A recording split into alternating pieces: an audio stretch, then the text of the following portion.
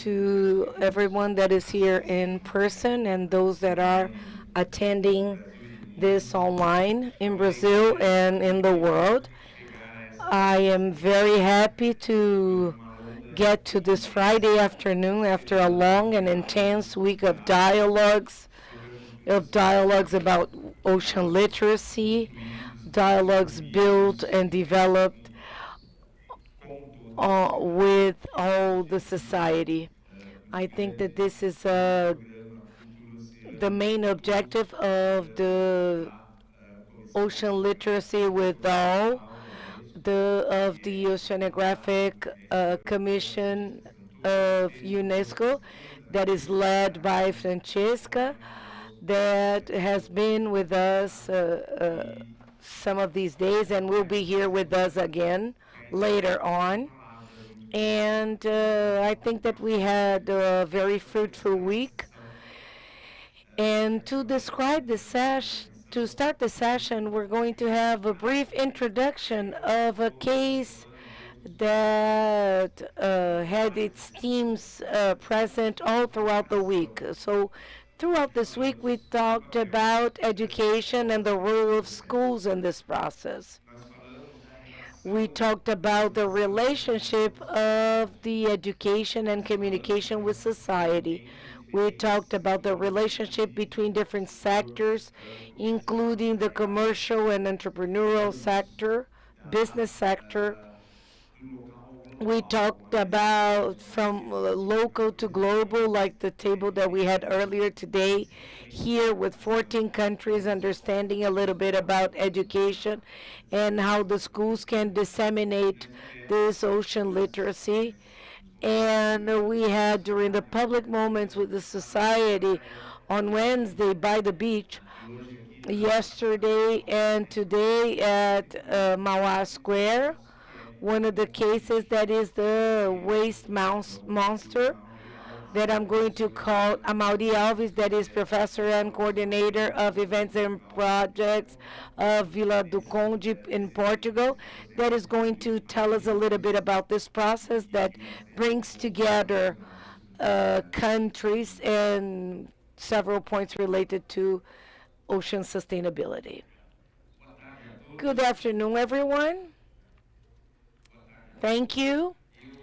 I, although I was born in São Vicente, I live in Portugal currently, and I work in the professional school at Vila do Conde, where we developed a project that started last year. It's a school with children from teenagers from 16 and 21 years old. It's a certification school where they study the whole day long. And the certification is for the 12th year and the technical course that they choose to do in school. And we developed a project to make them aware of the environment that is called Waste Monster, that throughout several months we developed monsters made of waste. So they are gigantic monsters produced with waste that were collected in the local commerce, taken to school by students, and there were students from several courses participating. Mainly the course of social cultural affairs, electronic. So all the school was involved in the process of this project. And we started with the question to create the waste monster. We, can you hear me without mic? Okay, okay, I'll use the mic. Okay, so we started working about the waste monster, asking students who the monster was, and the students got to the conclusion that the monster is not the waste, but those that produce this waste and residues. So we decided that we need to work on in the school with the policy of the three R's: reduce, reutilize, and recycle. So there was also an exhibit in the school where we received several visitors, and we displayed these monsters. And the idea was to show that when the waste is disposed in an appropriate way, it is waste. And if it's disposed appropriately, it can be rich and it can help preserve the environment.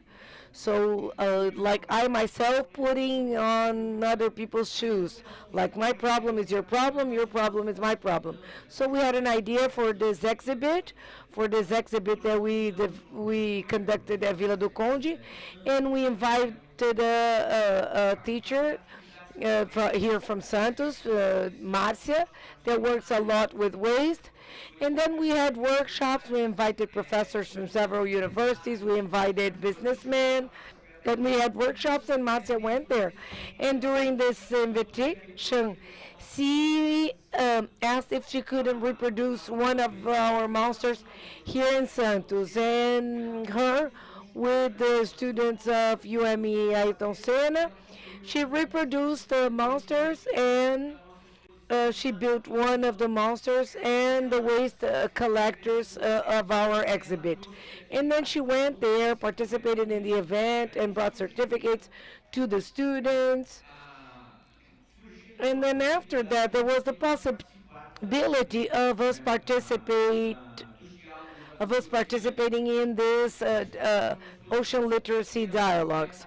So this exhibit is an exhibit that is going to take place every year with a different topic. And because of the invitation, the next topic is marine monsters of cartography of the 16th century. Because Vale do Conde is a city full of shipyards that has a Portuguese influence, and many vessels were built there. And so we came here to create a monster that was produced together with these 8th grade students. This project is available for those who want to reproduce it. And we received during the event some requests from University of the Northern of Brazil that got in touch with us and asked permission to use that.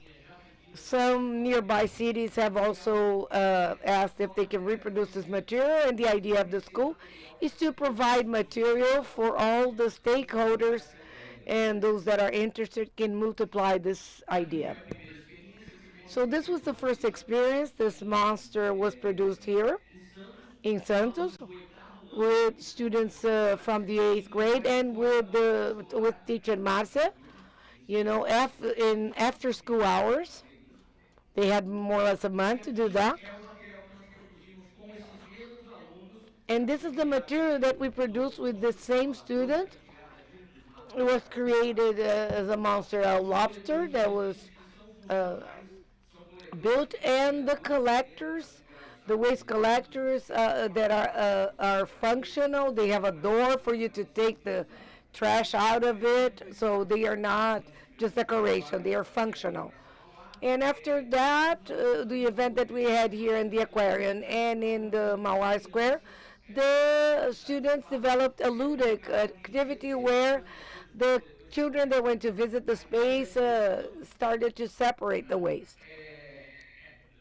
So the idea of the exhibit and of the project is to have an open partnership with those that are interested.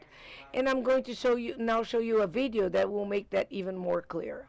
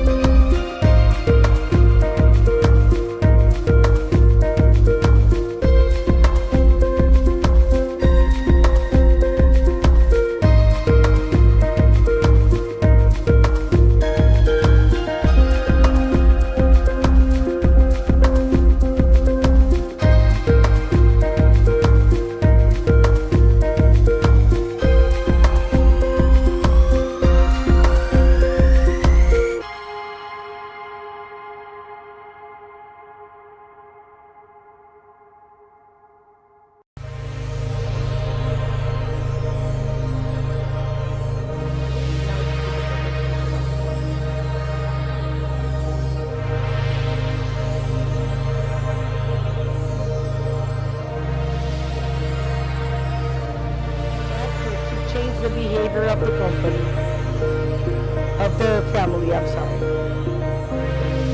So they have more awareness when they are going to dispose waste.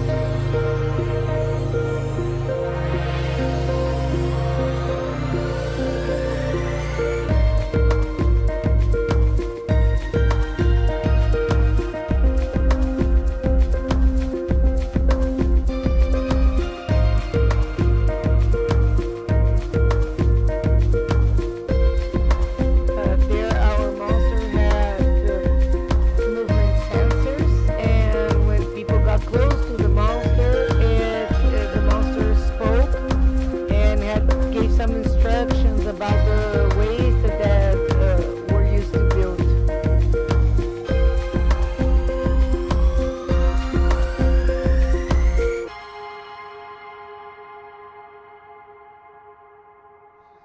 And finally, this is what we did over the 2 weeks with the students from Ayrton Senna.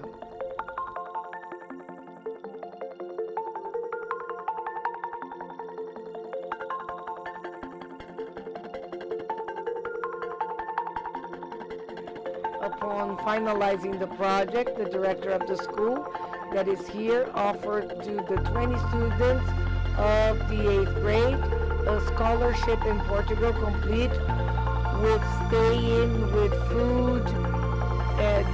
They only need to go there, and for 3 years they will be able to take a course maintained by the professional school of Vila do Conde for their participation in the project. They have one more year because they need to finish the ninth year. But when they finish ninth grade, they can go there and take this course for free. They still can't believe it very much, them and their families.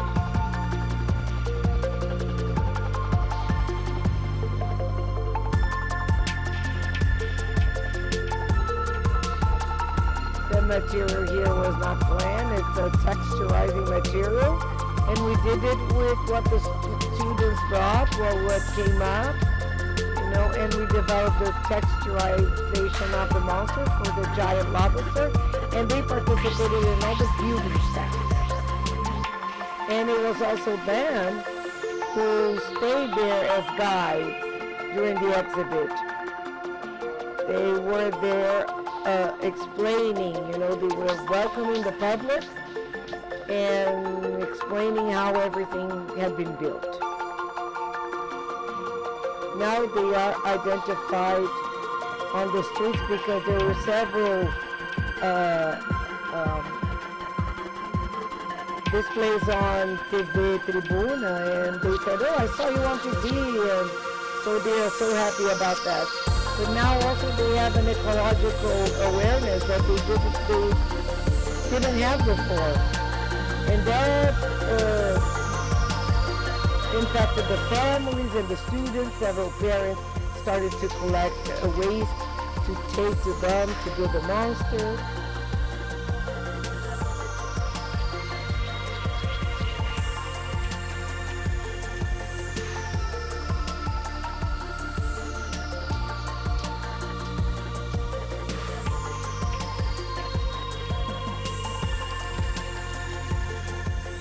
This is the president granting them the scholarship. This was the moment they knew they were granted this huge gift.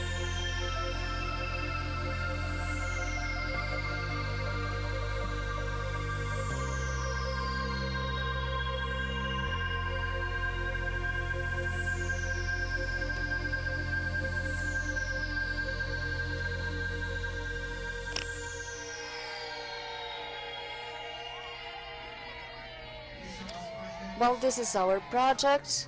The cities that are interested in taking part, receiving, producing, we send the templates, the formats. The idea is that is sharing. Thank you for your attention.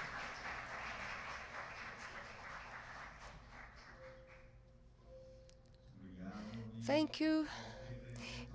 Well, This represents a little bit the rich discussions, dialogues we had throughout the week that involve partnerships and groups. While remembering our journey during this week, we started at Monday with an opening session trying to understand and discuss a little bit about history and the concept of ocean literacy and the program Ocean Literacy with UNESCO. Throughout the first days, we talked about research trying to understand ocean sciences, ocean literacy, ocean communication, with important actions to carry out the transformation we need for a better future, for a sustainable future. That yesterday reached the agenda talking about global research on ocean literacy and the current status and the network, the alliance. We had a meeting with the university presidents talking, or chancellors, talking about ocean culture in sciences that go much beyond oceanography. It involves other courses, and universities have the role of forming professionals of the different areas and have to understand how ocean can benefit them, be them journalists, engineers, uh, business managers. They all can apply this concept. So we left the session with a letter of the public universities presidents to with a commitment to involve this critical analysis. And in addition to that, we had the whole agenda with engagement with school, the Blue Schools Network, the All Atlantic Blue School Networks, and representatives of 14 countries that were here discussing throughout the week. Since this network was born 2 years ago, integrating North America, South America, Europe, and Africa, and with their experiences and different cultures, we have amazing reports of Argentina and Brazilian teachers talking about their experiences. We had projects with engagement in the schools yesterday, and also the award of the Ocean Olympics yesterday. 250 children were here to receive their award from the Ministry of Science, Technology, Innovation, plus FAPESP and CNPq, because the Ocean Olympics try to do that, try to engage. And this year we have more than 10,000 people subscribed from all Brazilian states, even those who are farther from the sea had citizens and children that took part in the Olympics. And it is just the second year, so a major advancement. The communication agenda with discussions with journalists, with the presence of Sharon, who's responsible for the communication of the Ocean Decade from the Oceanographic Governmental Commission of UNESCO, with Glauco communicating about ocean sciences. We talked about with the youth ambassadors that brought the youth voice in this process. So we connected all the points. Also passed through the private sector trying to understand their role. Two sessions about ports, first Brazilian ports, and then the following day international ports, trying to understand ports, sustainability, ocean, where we are, where are we heading to, what are the next challenges.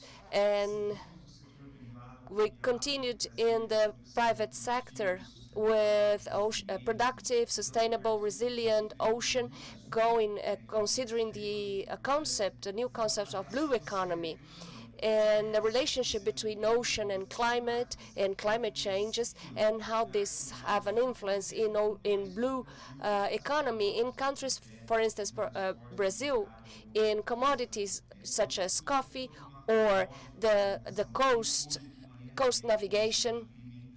this morning as well with the young professionals and startups, and in Tuesday afternoon, thinking the relationship of entrepreneurship or business promotion, private groups, and the relationship ocean, fashion, uh, sustainability, with a dialogue with Francesca Santoro, Glauco Kimura, and Oscar Sevak, the ambassadors of UNESCO, and also the health dialogue, culture, and well-being. We have Maya Gabeira, uh, that is UNESCO ambassador for the youth, and talked about the role of surf.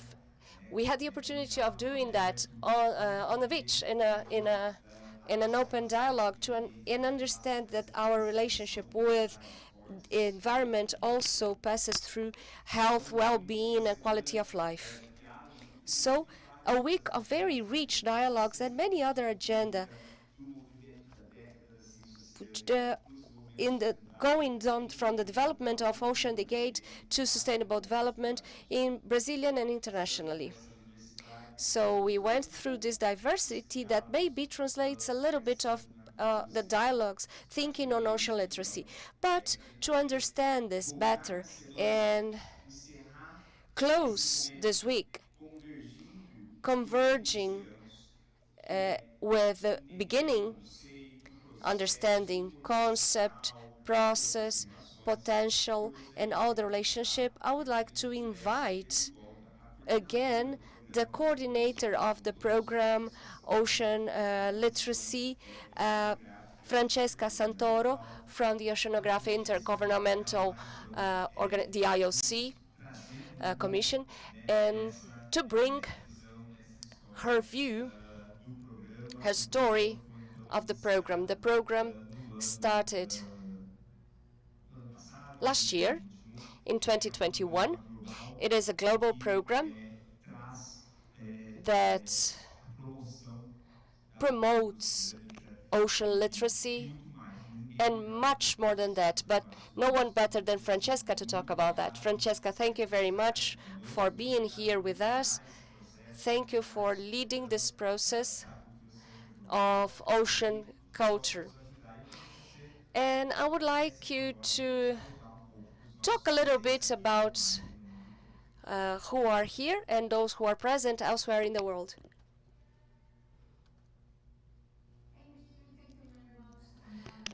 Obrigada, obrigada, Ronaldo. Novamente, eu peço muito, novamente desculpas por não poder estar com você essa semana. Realmente queria parabenizar você e todos os organizadores pelo grande sucesso dessa semana. O que você disse agora mostra realmente a riqueza da comunidade e as coisas maravilhosas que podemos fazer. A cultura oceânica serve como um guarda-chuvas para todos que queiram ser parte desse desenvolvimento da cultura oceânica no contexto da década do oceano, da década oceânica. Eu queria então passar por alguns elementos sobre cultura oceânica e explicar a todos aqui, os que estão na sala ou conectados através do streaming, quais são os elementos literacy with all, what are our ambitions, and what are also our plans for the future.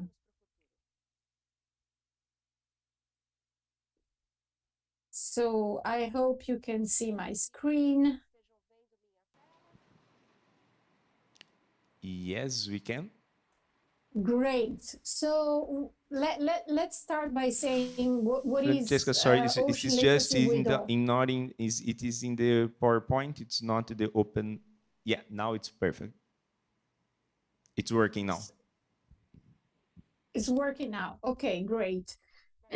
So the Ocean Literacy with All program, well, first of all, it's a sort of like evolution from the previous initiative that was led by the IOC of UNESCO that was called Ocean Literacy for All.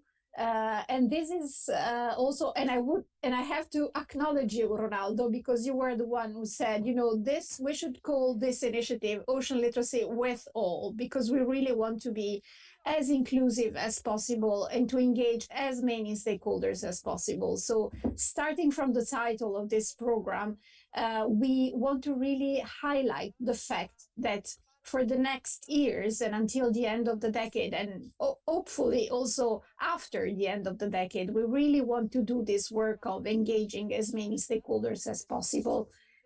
Sorry, in ocean literacy. So this program aims to build capacity and behavior change to achieve an ocean literate society to help ensure sustainable development of the global ocean.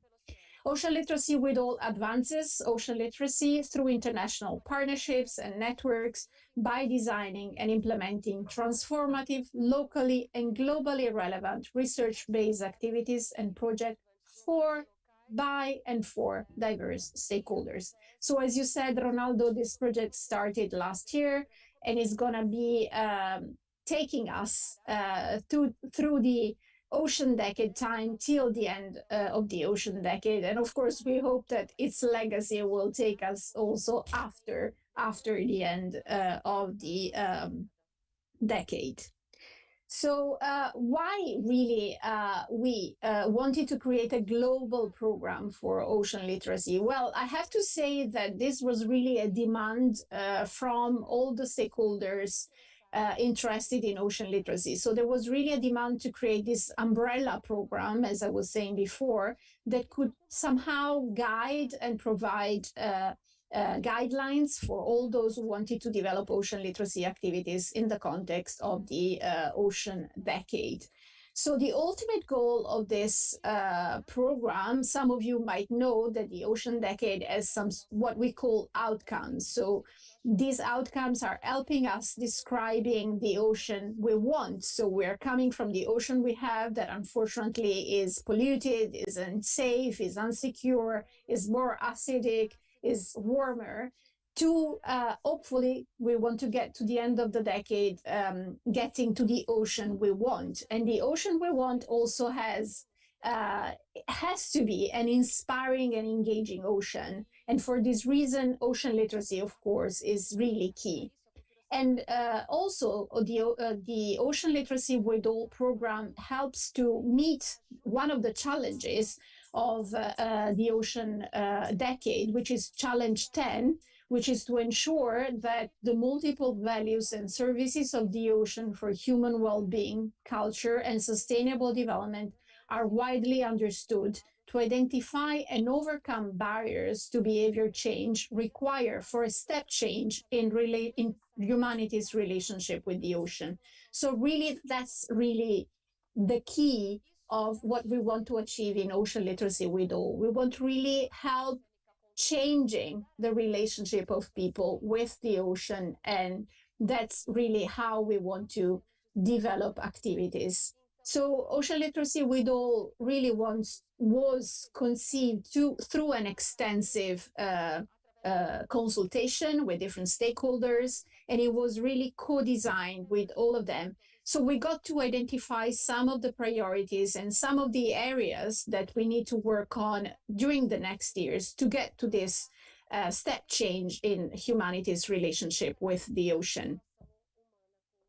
So, so why to build capacity and promote behavioral change? Ocean literacy is a fundamental tool which can influence the knowledge of society towards the ocean, and not only the knowledge, but most of all, really our, as I said, behavior and our relationship with it. So as I always say, ocean literacy is really about empowering people with tools to better use the ocean knowledge to become more responsible and able to take decisions that involve ocean resources in a more knowledgeable way. It is really about being capable of understanding how much the ocean influences our life and how much we can influence the ocean in both positive and negative ways. So in a nutshell, it's really about not telling people what is important and what is not important, but it's really about giving people the tools to use ocean knowledge and to transform this knowledge into action. So, what are the ambition of the Ocean Literacy with All program? Well, I don't know if some of you have heard or have seen this amazing little videos promoted by The Economist, in which they were saying to well-known people around the world, if you had $1 billion to save the ocean, what would you do? And they had people like, you see in this picture, David Attenborough, and they had, scientists, they had CEOs, they had people from different sectors. And so everybody was answering, like, for example, I would create more marine protected areas, or I would give more money to research, to ocean research.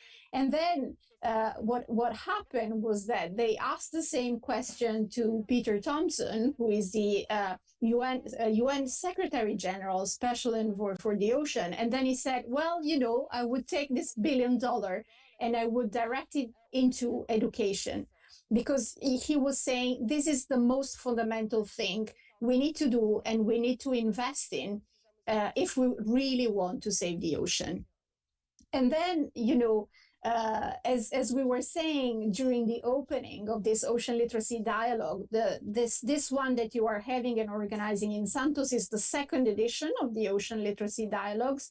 The first one were organized in Lisbon on the occasion of the second UN Ocean Conference. And again, Peter Thompson, who's really a big supporter and advocate for ocean literacy, was there with us at the Ocean Literacy Dialogue. And again, he said, we need to put more resources into implementing ocean literacy because this is an entire society goal. So he was also saying that this is really key to succeed in the implementation of SDG 14, and that the principles of ocean literacy are basic to our survival, and yet they are so misunderstood. So really, he is making the point that we need to invest more in ocean literacy because this is really key for our very survival on this planet.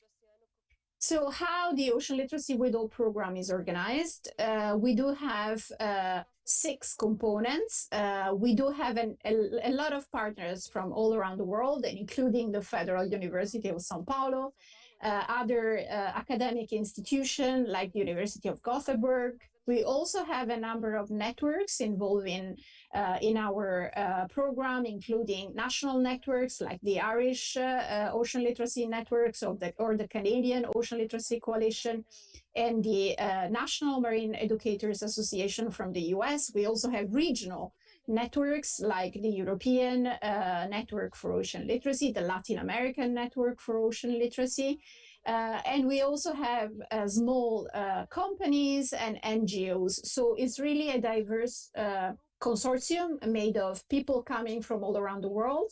And is organized around 6 components, as I was saying. So the first one wants to measure the impact of ocean literacy through the ocean decade. The second one is focusing on working on further developing ocean literacy research.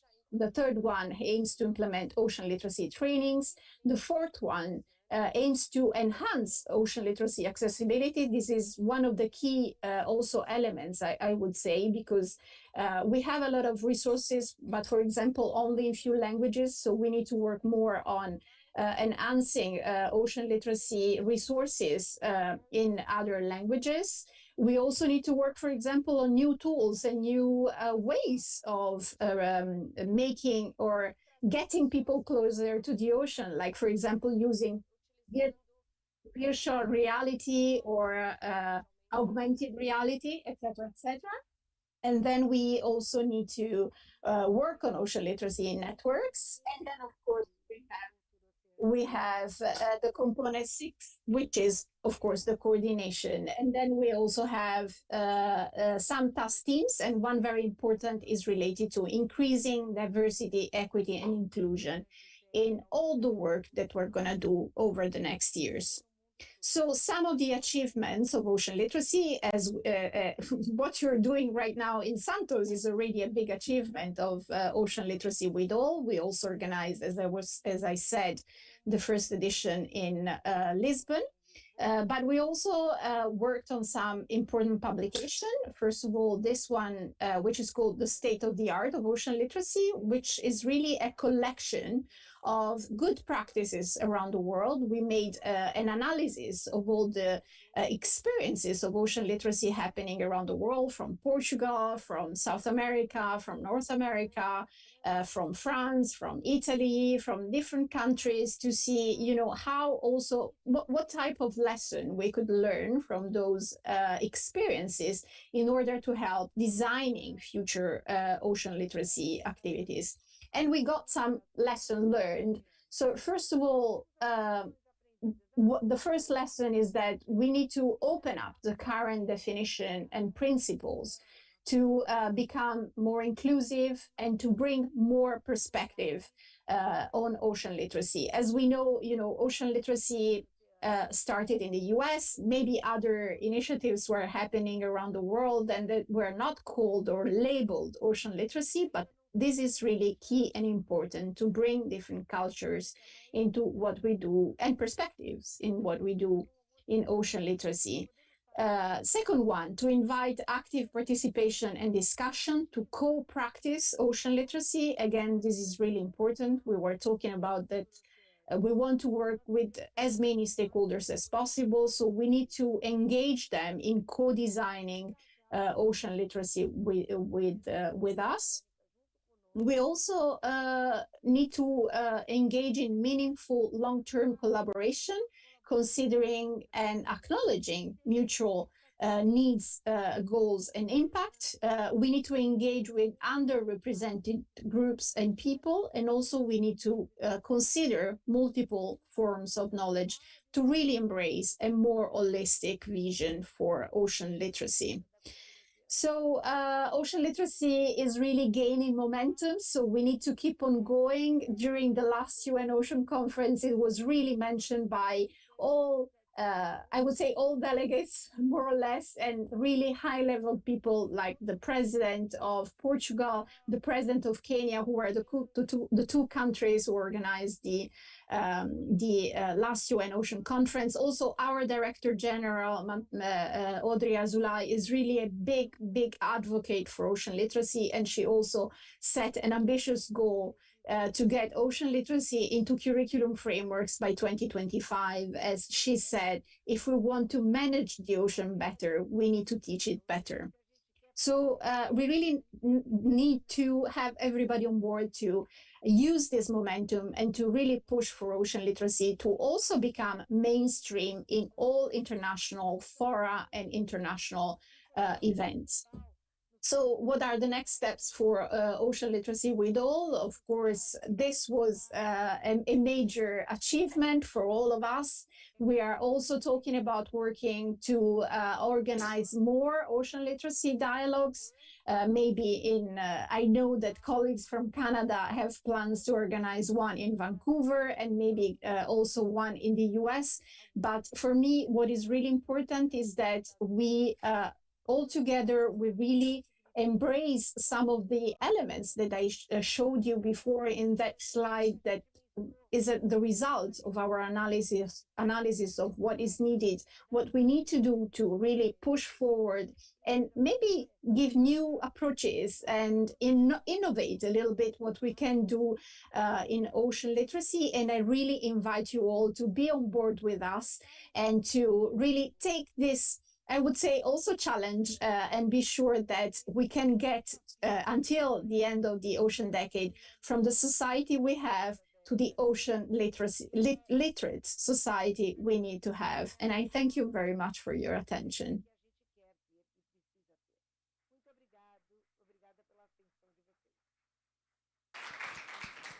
Muito obrigado, Francesca, por trazer Thank you very much, Francesca, for bringing all this history and your knowledge in the program that, of course, has a lot to add and that can cause the change that we want to see, so that we can change behaviors and attitudes and then our relationship with the ocean. Because if we don't do so, we're going to have problems. And I think that the energy that we felt here this week is how many actors and institutions pretty much engaged in it and thinking about that, and from all sectors.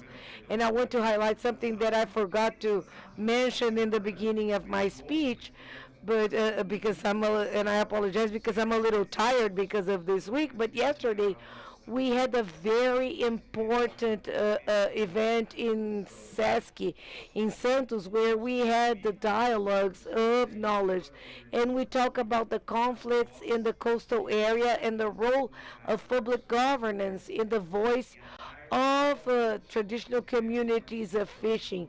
And in the end of the afternoon and in the evening, we had the discussion of climate and talking with the voice of quilombolas, indigenous quilombolas. So that led us to understand how much we can get from these knowledge that are part of this transformational science that we discussed with Julian Barbieri on Monday, and this is the science we need. So the program Ocean Literacy as a whole includes all of that, and I would like to thank Francesca for leading this program.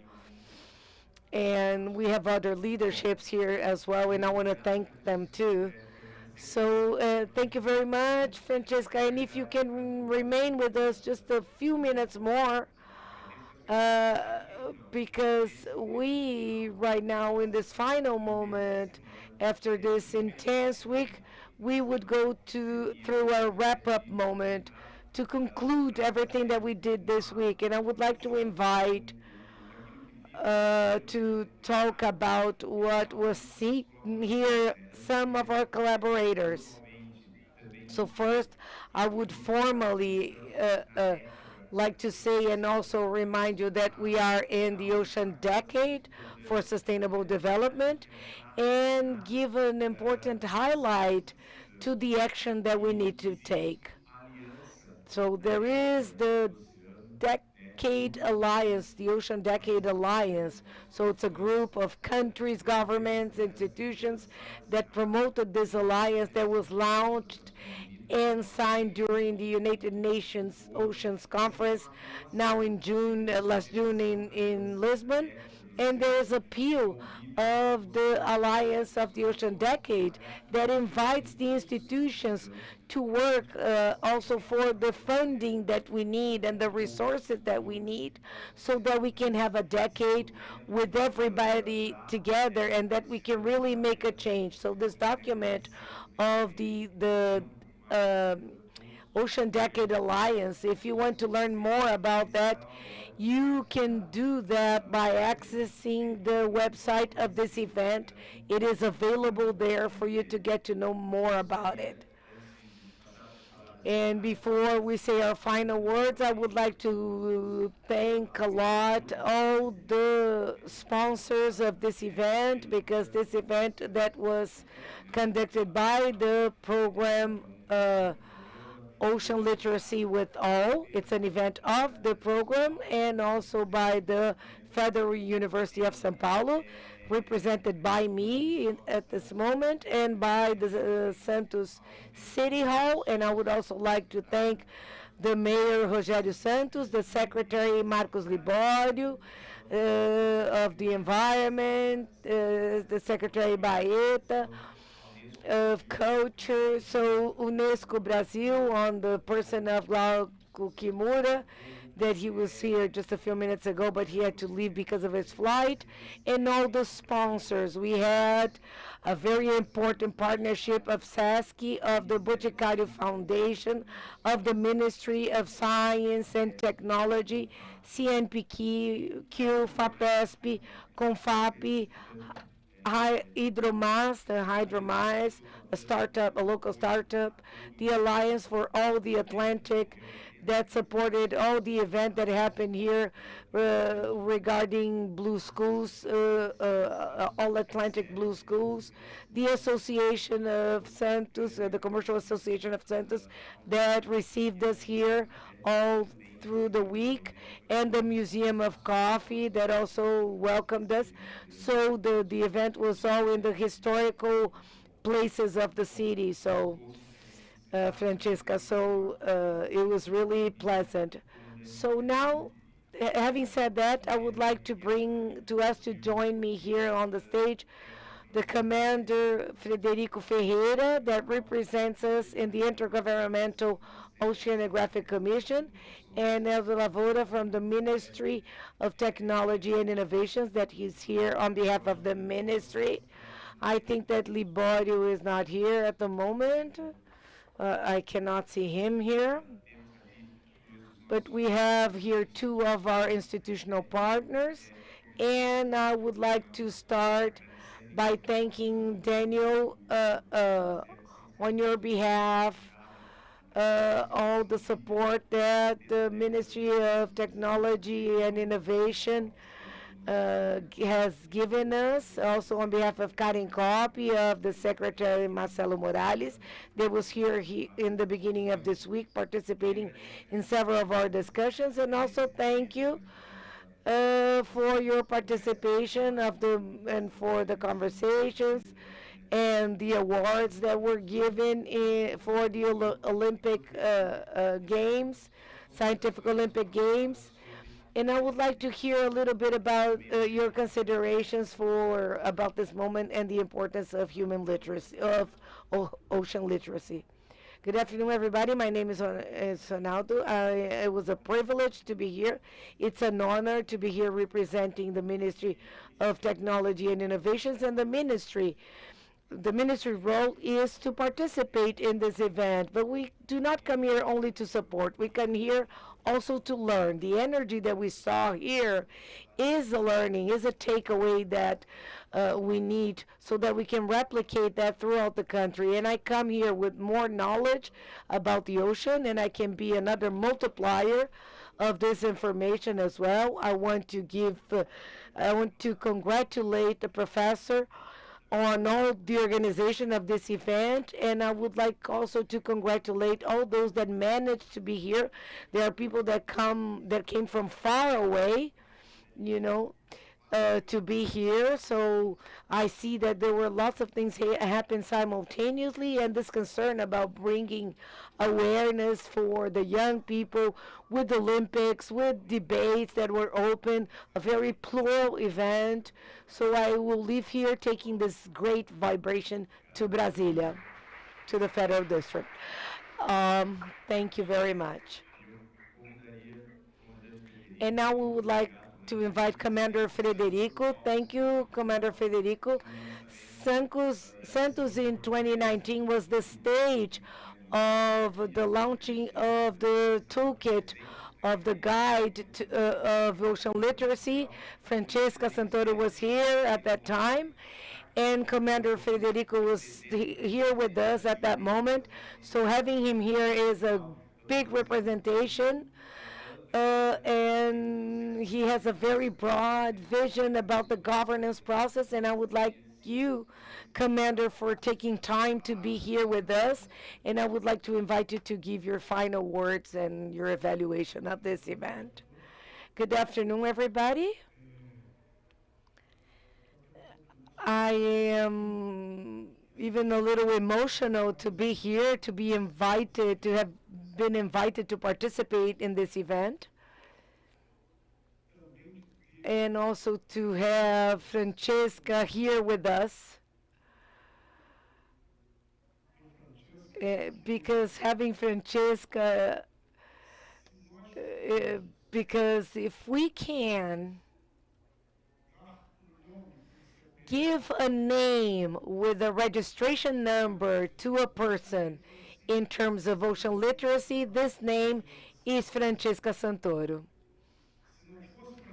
If it were not for Francesca Santoro, we would be a lot behind with this regard. And I know that you understand me, Francesca, because I know that you also understand Portuguese. But uh, but of course, we also have Ronaldo Cristofoletti here in Brazil, that the same way the such activities would be very late and behind if it were not for his enthusiasm and dynamism in what he does for in what Ronaldo Cristofoletti does. I had the opportunity to get to know him in 2019 here in Santos uh, after a little more about his dynamic way of being in the Naval War School at the workshop of the South Atlantic planning. And at that occasion, I had the opportunity to talk to with those present and mention that the ocean decade is not a COI decade or a UNESCO decade. It is not a United Nations decade, regardless of the name. It is a decade of all of us. And things here are just starting. And we had here a huge injection of hope, so to say. And it was contagious to see the enthusiasm of the young people present here. What makes us confident about the future?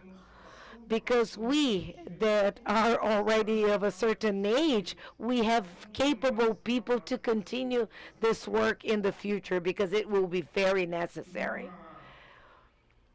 So another point that I wanted to touch on is that I felt very happy last year when the municipality of Santos was the first municipality in the world to include ocean literacy in its curriculum in elementary school. And I became even happier because the cities that succeeded to that are all in the state of Ceará. And despite of the fact that I've been for 47 years in Rio de Janeiro, I cannot deny my origins. So more than that.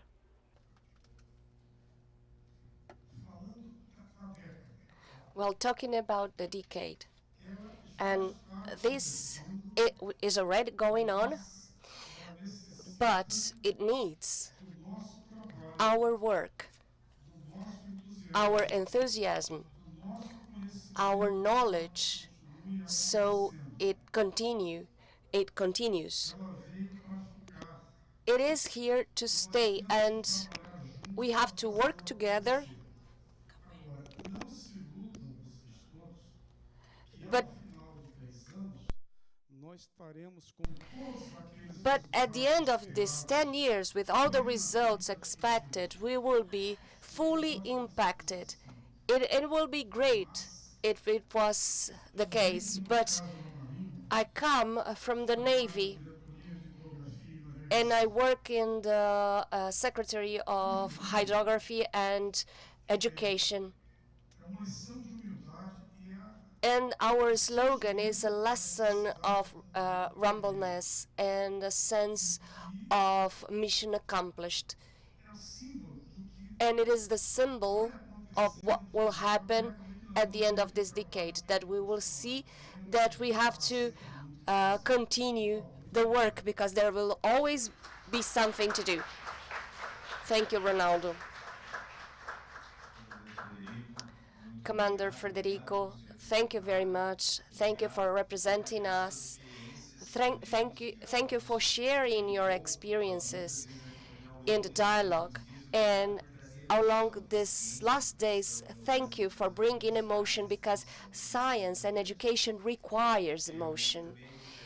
And I also would like to acknowledge and thank, well, I will close and pass the floor to Francesca because she will make the final give the final words of closure. But before that, I would like to thank. I thought I thanked the sponsors, but all the team here working hard so we could keep this event on. I excuse myself for if failures because we were online and we were live present, so failures happen. So I would like to thank the program Maré de Ciências, Science Tide. Is a program with 7 professors and collaborators like Kate Marilla. It's a huge team working hard because this is a value. Teamwork is much stronger. And thank the translators, the in Brazilian Sign Language that were here throughout the whole week in streaming, increasing the inclusion on the process. Our language translators, the oral language translators, the streaming team, Nonai and his team that organized and the production of the event because it is impossible to have anything if we don't have a technical team giving support that are working from dusk to dawn in the whole process. And I would like to thank the youth for their values and their voice and the space they are occupying. The Mar Junior, the company supporting the logistics of the event, receiving and bringing everybody here. Trinus, that was responsible for our coffee breaks and all the catering, and Bloom in São Carlos, the marketing and communication. So we are summing a lot of hands. So my sincere thanks to everybody and my thanks to all and each one of you and all and each of the countries that were here that were moved, were helped.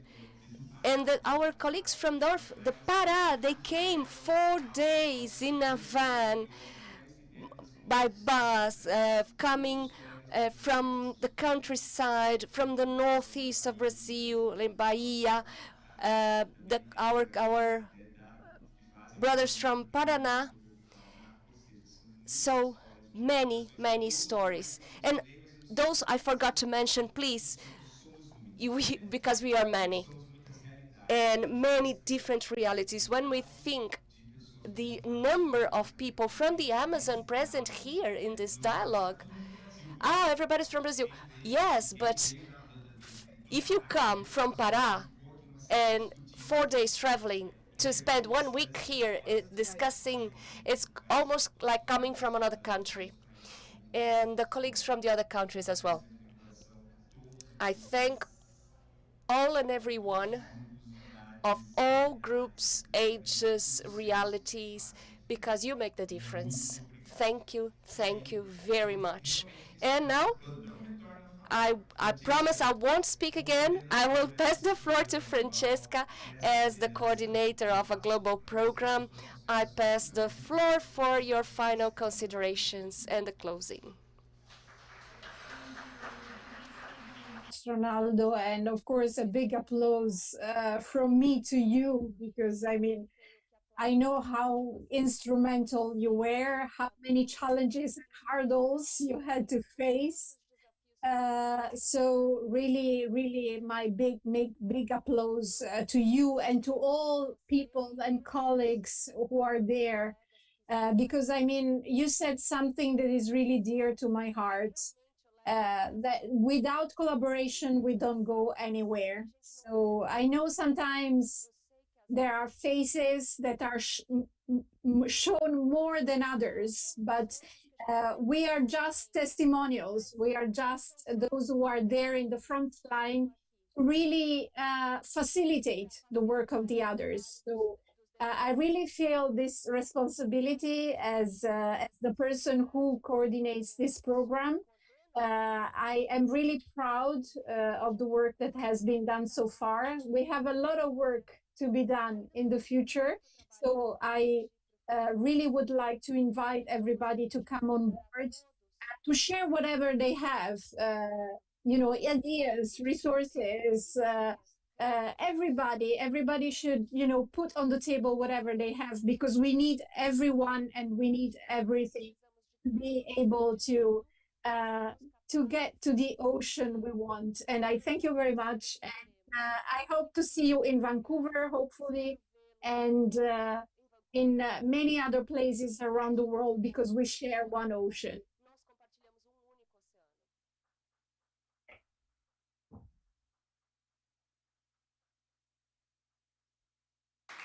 Obrigado.